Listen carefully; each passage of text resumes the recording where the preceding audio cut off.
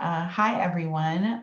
Welcome to the Ciena Solutions Challenge, Investigating Through Questioning and Research webinar. I'm your host, Carissa Bowen, and I'm joined today by my colleague, Anthony Baker. And we're excited to be talking with you all today about some best practices that you can use and just kind of have some dialogue around facilitating the challenge with your students. And so we'd love to learn who's in the room. If you feel, you're welcome to share a little bit about yourself in the chat box. Just a little housekeeping before we start. Everyone is on mute as they join into the call. So you're welcome to use the chat box for any questions or just some thoughts that you're thinking of as we go through our slides. You're welcome to use the chat box, and at the end of the webinar, we'll answer any questions that may have came through the question and answer feature or the chat box.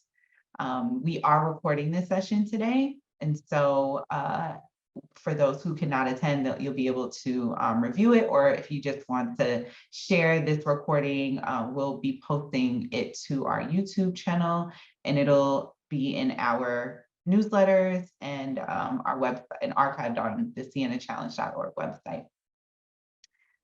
For today's session, we expect that you will walk away with a better idea of the investigation phase of the challenge-based learning framework. You'll learn about some investigation methods that were used in the 2022 Ciena Solutions Challenge, and that'll support students as they investigate their challenges. So you'll learn a little bit about what our awardees used last year. And you'll also have a better idea around how to identify guiding questions and building a foundation to plan on an action.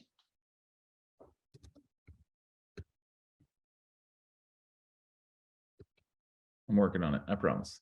No worries. Thanks. So if this is your first time hearing about the Ciena Solutions Challenge, I want to share a little bit of detail about what the Ciena Solutions Challenge is. The Ciena Solutions Challenge invites educators and students to engage in challenge-based learning to design a solution for their local community that addresses the Sustainable Development Goals. And so, in essence, if your students have a passion for, an issue that may be happening in their local community and they want to be able to solve or, try to come up with some actionable solutions towards that challenge, this is the project for them. They'll be able to develop and design some innovative solutions.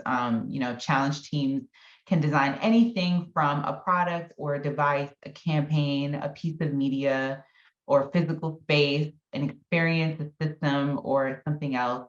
It can be a podcast or a website, just anything that leverages digital tools and technologies. And these technologies should be something accessible to students. So we're not looking for the fanciest, piece of technology that was used. We're essentially just looking for students to be able to, really show us their innovative and creative ideas around a solution that, can potentially help the issues happening in their local communities. Next slide. Thanks. And so just around submitting student projects that are submitted by student teams will be considered for inclusion in the Ciena Solutions Challenge online gallery. So you can see a little screenshot of what the online gallery looks like. Just to give you an idea of what we received last year. In last year's challenge, we had about 58 projects that were submitted from approximately 2,000 students from around the world and led by 31 educators at 27 educational institutions in 14 different countries. And we were able to award 17 sustainability awards. Those sustainability awards were $2,500 USD awards that essentially help student teams sustain and scale their project ideas. And so eligible educators can apply for $2,500 for a $2,500 sustainability award. We hope to be able to award 20 more student teams this time around. And, like I mentioned before, we're, looking for projects to be super innovative and creative, and showing us, good bit of detail around around how student teams plan to sustain and scale their projects. So projects are due to us by March 31st, 2023. And if you're an interested educator, middle school, high school educator, you could, work with students traditionally, or if you work in an after school program, a museum or a library, and you support students in this age range, we invite you to register as an educator on cienachallenge.org. And feel free, once you have been able to register, browse your educator dashboard and submit a student project. In addition to the the open challenge, as a support for educators that are participating, we provide professional development for educators who are participating in the challenge. Professional development supports like the webinar that we're hosting now. We have these webinars on a monthly basis. We also host a Twitter chat. We have a newsletter that you would receive on a bi-weekly basis. We also provide mentorship meetups once a month for educators who have a question and want to be able to talk to, some subject matter experts or just folks that will, be able to support you and your student teams. We have those resources available for educators. And so we, again, just encourage you to share this challenge with a friend or someone else, or, yourself if you're interested. Go ahead and register as an educator and you'll be able to find out more information from there. And so now we'll get into the meat and potatoes, as I like to say, of our content around challenge-based learning framework, the investigate phase. And so I'll hand it off to Anthony. Hey, hi, everybody. Just Carissa, really good question in the chat for you when you get a chance to look. Anyway, nice to see you all again, hopefully. This is kind of the second webinar in the installments that I have been able to be a part of. And today we're going to build on the first webinar, which was the engage phase. We're going to move on to the second phase, which is investigate. And we're going to learn more about what students are doing and how you can kind of facilitate that work for them and keep the guardrails up, so to speak. So like I said, the engage phase, which was the previous phase to this, is really all about helping students contextualize, right? To personalize problems in their community, to identify what kind of problems they want to solve and who they can reach out to learn more about them and why they're important to solve. The investigate phase is really where they start to learn about those problems more deeply. And they do that through a couple of ways, and we'll talk about that here today. So they're going to be identifying the kind of questions that they need to ask to learn more about the challenge that they want to solve. They're going to actually participate in some activities to get the answers to those questions, and then they're going to start making plans on how to act on what they've learned. So it follows the engage phase after the students have identified and are ready to learn more about their challenges. So you can really think of like the demarcation point, the point at which you want to begin the investigate phase is when your students have an actionable challenge that they are ready to begin working on. So they don't have solutions yet, but they have a call to actions they're ready to build on. So during the investigate phase of the challenge-based learning process, your students are going to identify guiding questions. So guiding questions are what they need to know or what they need to know how to do in order to solve the challenge. And they're going to use resources and activities to answer those questions. And they're going to start building a plan to act on the things that they've learned.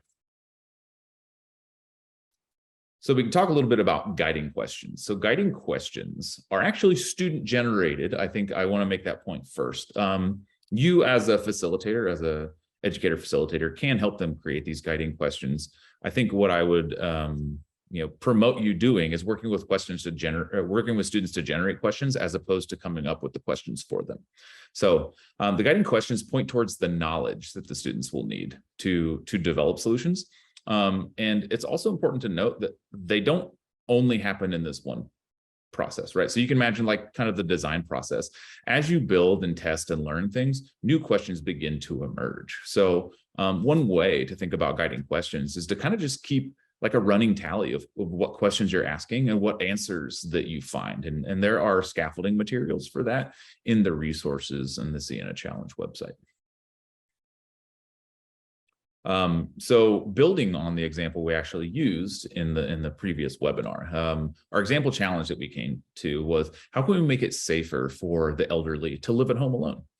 And so we might need to generate some guiding questions about that, right? So you can imagine students have gone out into the community, they've talked to their family members, they've talked to, people in the school, and, they know that it's an issue that the elderly live at home alone. They have a lot of safety calls for them, right? So the question, the next part is really figuring out, like, why does that happen? What's going on there, right? It's the investigation of that challenge. And so some of the guiding questions you might expect students to ask are things like, what are the dangers of living alone? So if I want to know how to make it safer for elderly folks to live at home alone, I want to know what dangers they potentially face. We also might want to know, like, what kind of housing exists in our community to give us a better sense of like why it might be unsafe for them to live alone. Is there something about the housing? And then there's also like, what effects of aging, like what about being an elderly person impacts their independence? What is harder for them to do, right? And so these are, as I've written them here, written in like adult language, right? So like these are questions that I came up with, but you can imagine similar questions, but being written at a student's level. So that's the other thing to think about, is scaffolding your students to get to the answers that they want through questions, but helping them write it in their own voice, in their own language. And so once you have a set of questions that you think are suitable for you to begin like answering, then you need a way to answer them, right? And the way that we think about that is we call them guiding activities and resources. So, pardon me. So these are used by the students to answer those questions. And so the thing to note here is that this isn't all student driven, most likely. So it's not always going to be the case that a student knows exactly how to answer a question. And this is where you as a facilitator need to step in and help guide them. So it's also a really good opportunity for you to do some connection between content that you or your school district or your community think is important, right? So asking questions that are related to, say, like mathematics content or social studies content, or even I saw social entrepreneurship in the chat, which I think is really awesome, right? Like, how can some of the resources that you're providing kids at this point to answer their questions, how can that support your content, as you have kids, if they're in a more traditional education setting. So you can imagine, if I have a question, I need a way to actually investigate and experience that question so that I can answer it. And this is where the guiding activities and resources come in. Some can be student created and student driven, and some can also be created by you and really support students in places where their knowledge gaps are going to exist. I think one of the struggles with really focusing on student driven learning is this idea that, like, our students don't actually know this stuff yet, so they don't know what to do next. And that's where you can kind of step in. You give students the agency to ask the questions and to realize where their own knowledge gaps are. And you can step in at that point and say, oh, I have a resource for that. Why don't we think about doing X, Y, or Z, right? So that's a really a way to think about facilitating learning that's really student driven and is focused on student agency, is to fill in the knowledge gaps where they have identified that they exist. And so some of the ways that we might answer these guiding questions, if we think about the elderly folks living at home alone and it being unsafe and us wanting to try to solve that challenge, we asked what are the major dangers of living alone? What we might do then is actually go out into the community and ask a community member about it. We might go to a person who lives alone and say, tell me more about like what struggles you have day to day. We might go to the local council on aging, right? People who help out seniors in the community and talk to them about it and say, what are you seeing out in the world that makes it hard for senior citizens when they don't have a big support system? And then things like, what are the effects of aging on a person's independence? I mean, could be more of a medical question that might actually be answered through a more traditional research project, right? So we can send kids online to conduct some research. They can learn from online resources or even textbooks in that case, if we had some that would support it in a more traditional learning style environment to answer that question. So you can see that there is, another question here, like what kind of housing exists in my community? You can conduct field research. That just means going out into the field and learning about what's out there. So you can see that there's really like 3 different potential ways here that you could answer these questions, right? One might be more ethnographic in nature by interviewing people. One might be really field related, which is like going out and experiencing the world and doing research that way. And another one might be more traditional, which is like leaning on knowledge sources that already exist to improve your knowledge base. And so I wanted to talk a little bit about a couple of submissions from the previous round of Ciena, so Ciena 22, that I thought were really insightful and use the guiding questions process really, really well. And just a note that you can actually access these things on the Ciena Solutions Challenge website. So you'll see there is a gallery and resources for educators. And if you go to the gallery, you'll see the projects are here and you can look at these projects. And so this project is right here. It is confronting Indigenous poverty. And so you can open that up and it talks to you. You can download their submission. You can look at their sustainable development goals, and it just kind of gives you an overview there. And so at Ridgemont High School in Ottawa, Canada, they wanted to learn more about confronting Indigenous poverty. And so they have this essential question that they're working to answer, right? And that pushes their challenge forward. Why is the Indigenous community still living in poverty? And so what they did was come up with some guiding questions that were really key and essential to their learning. And so if you look at their submission, they lined these questions out and talk about how they answered them. And I thought for people who might be planning to submit in this following year, this is a really powerful thing to do, to lay out student thinking in that way, to show like, what challenge did they want to solve? What questions did they actually ask and feel like they wanted answered? And how did they get the answers to that? Those things are going to illustrate student learning in a really powerful way, and would love to see those in new submissions that come in. So this school, Ridgemont High School, wanted to know, where do people in the First Nations get their income from? They wanted to know what local supports exist for them, and they wanted to know what role the government played in actually helping these people. And so what they did is they actually went out and answered these questions in a certain set of ways. So the first question, where do they get their income from? They could answer with research, right? So they could look on government websites. They could do some research and figure out, where does income come from for First Nation people? What local supports do First Nation people have? They actually went into the First Nations community and interviewed somebody there and learned about what supports they have. And then trying to understand how the government helped. Again, they went into the research world. They did some reading, they found some resources to help them understand how the government was involved in that process. And so I did also want to highlight another submission from Ciena 22 that I thought was really powerful because it illustrates student thinking really clearly. And this one is called Yugma. And so this was the City Pride School in Pune, India. And so their essential question was, how do we integrate specially abled children into the mainstream? So they had a school close to them that was providing services to students with special needs. And so they were really interested in these students were on how to integrate them into mainstream schooling and activities. And so for them, they had a few essential questions that were really interesting to me. One, they wanted to get a deeper understanding of how students and the disabilities that those students have affect their lives. Like, how does it affect their schooling and their lives, and how does it impact their day-to-day? They also wanted to better understand, how much do these disabilities that students have, how much are they reliant on other people for assistance? So what level of independence did they have?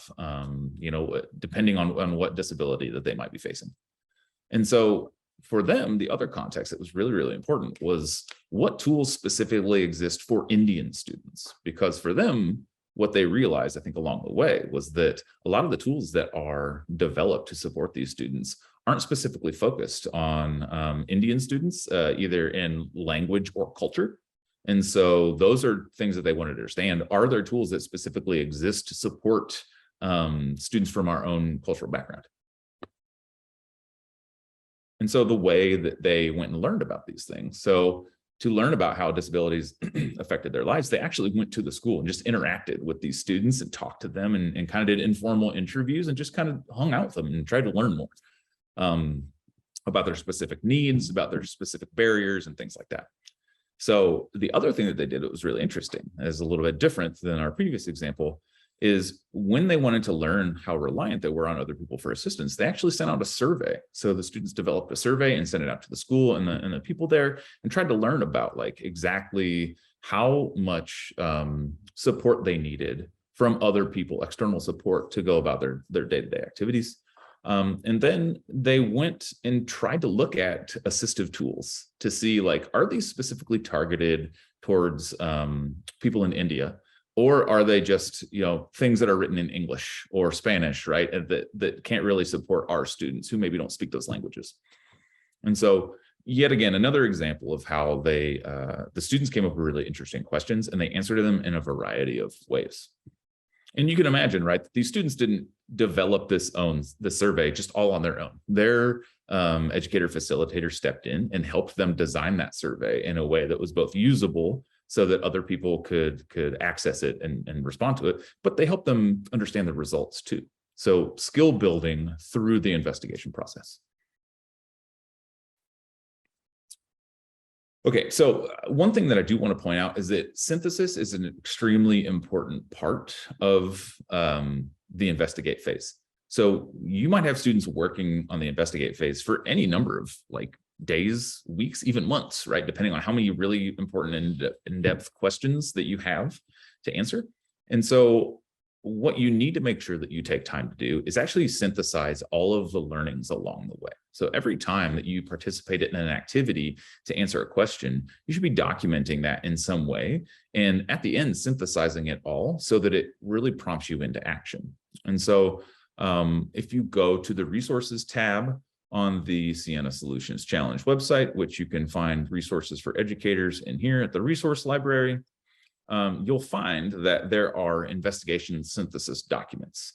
And so these will help scaffold both you and your students into making sure that they aren't just answering a million questions, but not taking knowledge away from it. So I think the goal here is not just answer as many questions as possible or tick them off the list. It's really think deeply about what comes out of your investigation. And so the other thing that you have access to on the Ciena Solutions resource page is all of these investigation methods. So these are all lined out in that resource page that in a way that actually will help students go out into the world and answer these questions, or will help you in planning to help your students do these things. So I'll give you the brief list here: analyzing data sets, collecting data and using computational models, conducting surveys, doing experiments, doing field research or online research. Looking back, this is an interesting one: critiquing prior solutions. There are lots of times where students are going to identify challenges that other people have already tried to solve, but maybe have failed. And so critiquing that prior solution to this challenge might actually be a really powerful thing for them to engage in, right? They might find, if we use our elderly people living at home example, they might find that when they go to the local council on aging, they're like, yeah, well, we tried to do this thing for them. We put out a document about safety features, but it's not that, I don't know, it hasn't stopped anything. That's a really actual powerful thing for students to learn and to learn from, right? So maybe they can dig into that prior potential solution and figure out, where did it go wrong? Why isn't it actually doing the thing that they want it to do? Other investigation methods includes things like interviews, learning about similar communities, looking across the world. So, those kids, those Yogma students might look at other communities in India. They could look at other communities in different countries and say, like, who else is facing a similar problem and what are they doing about it? You can use primary sources, right? We can point kids towards curriculum if we feel like that is something that we can do at this point. We can say, like, hey, there is a really interesting chapter, like a discussion about how aging happens in human beings in this biology textbook. So let's go there and see what we can learn from it. Other things you might do are take virtual field trips. You might actually go to a talk, right? You might find that there is a community member or a talk happening locally that you can take your students to learn more about things. So the other note here is that this is a long list, but it's not exhaustive. There are lots of things that you might do with students that aren't on this list, and that's totally fine too. And so I did want to, again, point you to a couple of these resources, or at least on the website, how to get to them. So you can go to that resource library on the Ciena Solutions website and at least start looking at these things and think about how you might use them as your students work to identify and investigate and act on their challenges. Right. So if you look at activities for students on that website, you'll see the investigation methods. So this is where you can click on these and it will actually give you access to the documents that will have these investigation methods in there. And I know Chris has been dropping them in the chat as well. So feel free to go ahead and check those out. And so again, I did also want to mention that when you get to the resources webpage, you can filter by language on the left-hand side and resource type. So I did want to bring that up as well. And Carissa, remind me, it's the facilitator's guide that is in multiple languages now, I believe, yes? Yes. So the facilitator's guide, let me double check that to be sure. The facilitator's guide is in English, Spanish, and French. And it is also, let me make sure, it is not in other languages yet, but the resource library, the challenge builder, the project portfolio template, and the project submission and sustainability awards form, those are in Portuguese, Russian, Korean, Chinese, and Arabic. So we haven't completely moved the facilitator's guide over in other languages yet, but we're working on that.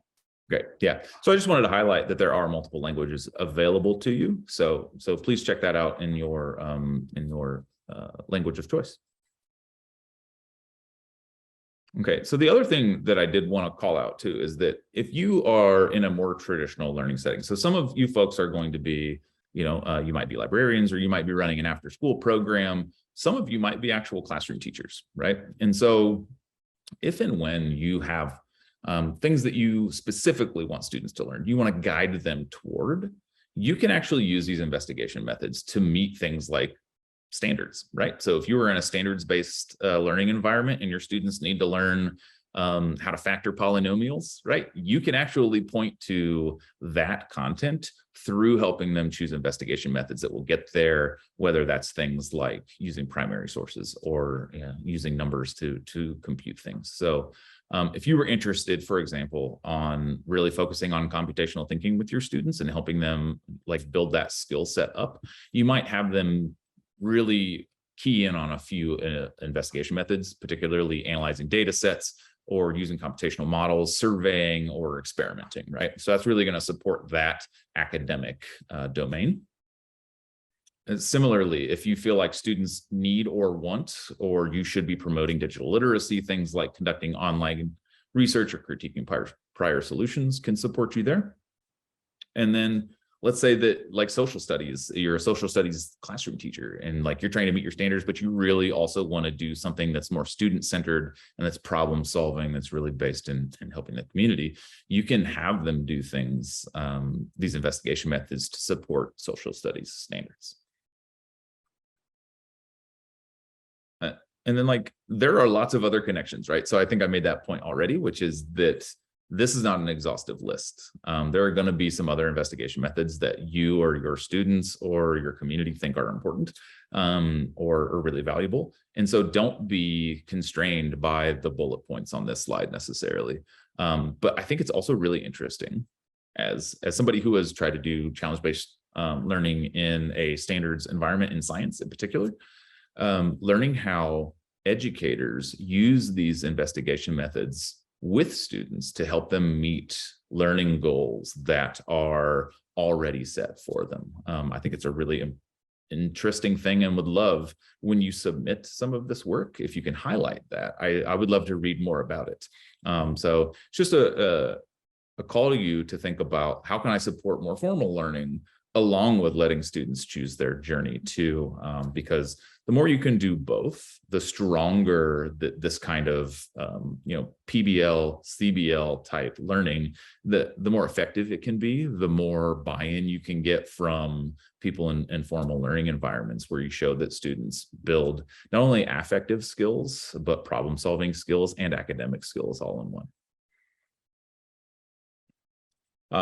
So just to call out a few more resources before I wrap up my portion of this, we do have the Challenge Builder. So this is a scaffold for you and your students to work within. If you would like, you can download this and you can start thinking about, like, well, in the engage phase, what are the things that we're likely to do? In the investigate phase, what's our guiding questions? How are we going to investigate them? Why did we do that? And what did we learn?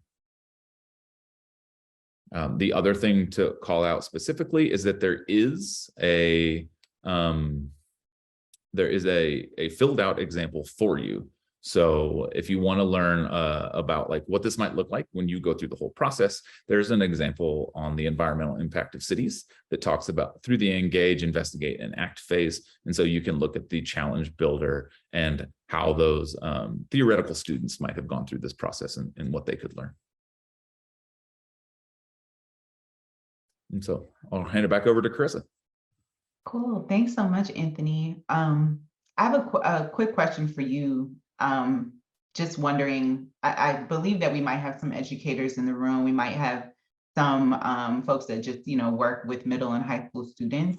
So a question that I have as folks are reflecting about, maybe what are some of the investigation methods that they would use with their students. I'm wondering, from your perspective, what would you say is maybe a pain point or sort of a challenging part about this phase in particular, that educators and students might encounter as they, start thinking about some investigative methods? And it might be a situation where an educator wanted to use a method, but it didn't necessarily go the way they planned it in the builder. How would you sort of like, one, what kind of challenges may happen, and like, how would you say an educator should respond to those challenges? Yeah, definitely. So I think if this is your first kind of foray as an educator into something that's much more student-centered, there's definitely going to be some pain points and some growing pains for both you as a facilitator and for your students. So in a lot of cases, if we talk from the student perspective, they're not necessarily prepared at this point, the first time around, to just jump right in and be comfortable with not knowing something, right? Their general experience, at least in more traditional classrooms, is really like, here's the thing we're trying to learn. Here's what you're going to do to learn it. Okay, do that thing, right? And so when we ask them to, one, come up with their own question, like, what do you want to learn? And then two, say, well, how are you going to learn it? That that causes a lot of anxiety in some students. And so working around that is really about having things in your back pocket ready to go. So as you're thinking about the challenge, you probably want to pre-think about what potential guiding questions students should be asking. And if they don't ask them, make sure that you kind of prompt them into asking them in some way through classroom discussion. And then think about what kind of activities or resources will students need to actually answer those questions, and then have those in your back pocket ready to go. They don't necessarily have to be fully fleshed out or anything like that, but having those things ready to go in case there is some flailing and anxiety about them is going to be really helpful, just in both setting your students' minds at ease and your own minds, right? Like knowing that it's not just uh, hey, the students are going to start driving this whole thing by themselves and we'll just figure it out as we go along. You can pre-plan a little bit for, what you expect students potentially to ask and do. And to be fair, you can ask them to do specific things within this framework. It's not just totally student driven. So if there is a place where you feel like, no, they absolutely need to learn this, right? Like the kids need to learn how to factor a polynomial. It's really important. Or they really need to know how to analyze a data set. It's part of my classroom expectations, and my school system says that they need to learn how to do this. You are be part of the investigation process, right? You're a partner, you're a facilitator.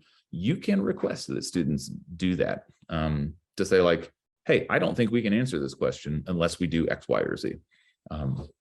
So yeah, you're going to get some student anxiety when you ask them to really take the lead for once. And so having those things in place ahead of time is going to help address that. And then the flip side of that is that you're going to have some anxiety too about students doing the right thing, or learning the right stuff. And I think the same thing holds true there, which is that you can pre-plan some of these things because you're going to help them identify the big idea, right? Which might be something like health or safety.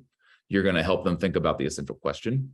And so like, because you are facilitating that process and a part of it, you should be thinking all along, or even pre-planning before you ever get there, about, what kind of activities students should be engaged in. And so when it comes to things like standards that you have to meet, you should have and should be thinking about what kind of things students might do to meet those standards. So those are two bigger kind of pain points that I can identify that people might run into. Yeah, thanks for the feedback there. It reminds me a lot of some of the sentiments that we got from our educators who participated last year. They created wrote their own blogs about their experiences. I'm going to share that link in the chat box for those that are interested in reading a little bit more about, how educators were able to sort of navigate these challenges. One of them being, the way the challenge is sort of situated in their teaching curriculums and their day-to-day, and how it sort of positioned the challenge positions students to kind of drive their own learning. That concept in and of itself can feel a little daunting for most educators, especially when it's not the norm of what students and educators are used to. It's just kind of letting students kind of have their imaginations run wild around a topic that they really care about. And that sentiment around just like, it's, you're going to feel a little bit anxious around just kind of letting students do their own thing. But we encourage you all to kind of sit in that and lean in that, because some really cool things can happen as a result of just kind of leaning into the unknown. So I wanted to share the educator blogs as a result of that. And I'll just add one other thing, right? Like part of the other thing is that students are we have conditioned them and oftentimes to say like, do this thing, this is the right answer. Okay, you got it. Thumbs up, right? And like a lot of times when they're generating questions, like when we learn new things, we don't always get it right the first time. And there's some like fear of failure there that you're probably going to have to assuage in students. Yeah, that's a great point. That's a great point. So we don't have any questions in the chat box right now, but I do want to share our last slide around just additional supports that we are going to be providing related to this topic. And, in addition to just some other things that we mentioned. So, if you are interested, please join us this evening where we will have a Ciena Challenge Twitter chat with Monica Burns this evening, starting at 4 p.m. Pacific time, 7 p.m. Eastern. And we're going to be, again, continuing this conversation around how we share best practices and techniques on fostering student agency and leadership for students. And so, follow the Digital Promise Twitter page, or you can just follow the hashtag Ciena Challenge. We also will be having an Ed Camp Youth Made on event on November 5th. This is an unconference style professional development opportunity for in-school and out-of-school educators from all around the world to support one another in identifying and discussing similar challenges and amplifying best practices and resources. So we'll be having some time designated for educators to kind of share their own thoughts and have, just smaller breakout rooms to discover, more things around best practices and resources. And then finally, we have a mentorship meetup. I mentioned earlier in the webinar that we have opportunities for educators and students from around the world to join this monthly unconference meetup session, where you'll receive coaching and mentoring support from Digital Promise staff and Ciena employees. These Ciena employees are our volunteers, and they are excited and ready to share their feedback around what others are working on. So we invite you to register and submit your questions and topics to the registration when you register. So I'm gonna go ahead and share those links in the chat box. I see that there's a question in the chat box from Blake. As students pick topics, is there an expectation of lived experience with the work? I don't think that there's much of an expectation at all for students to have, or educators to kind of have that lived experience with the work. I think depending on the topic, the exciting part about the challenge is like this investigation phase provides them with the opportunity to seek folks maybe that have that lived experience. We had a conversation yesterday with an educator who participated last year.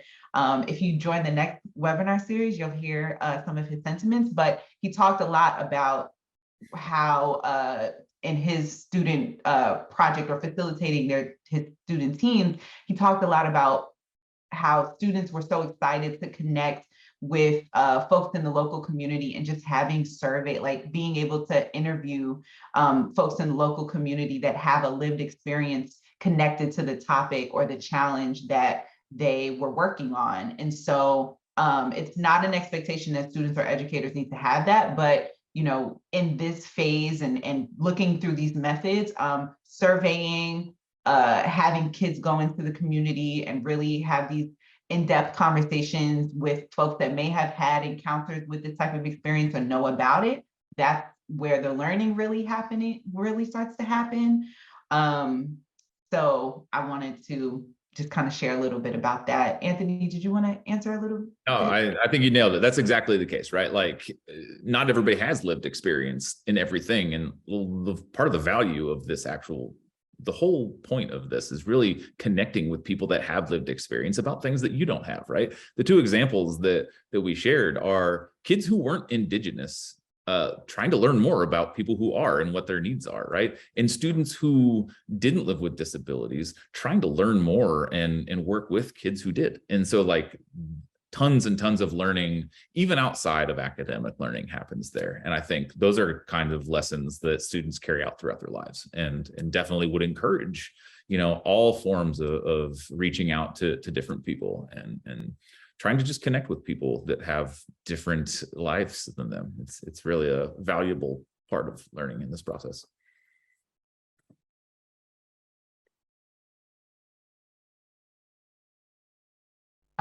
We have one more question from Elizabeth. Is there a limit on how much content should be presented by the students?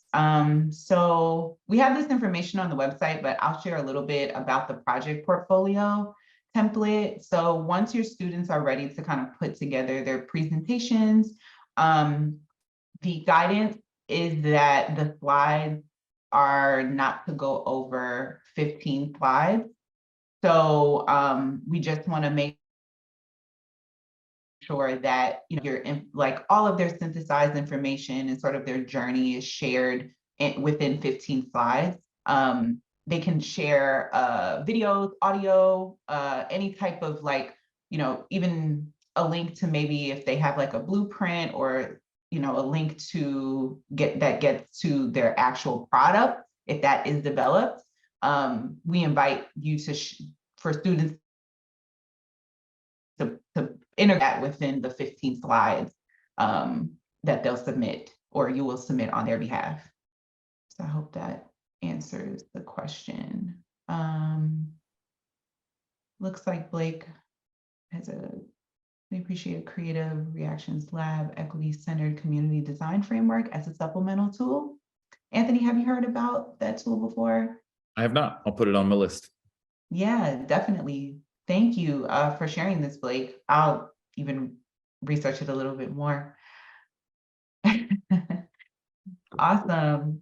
Well, we are at time. So I just want to thank everyone for being able to participate and attend our webinar. Please be on the lookout for our next round of webinars that are happening in November and December. If you have any questions in the meantime, feel free to reach out to me at any time.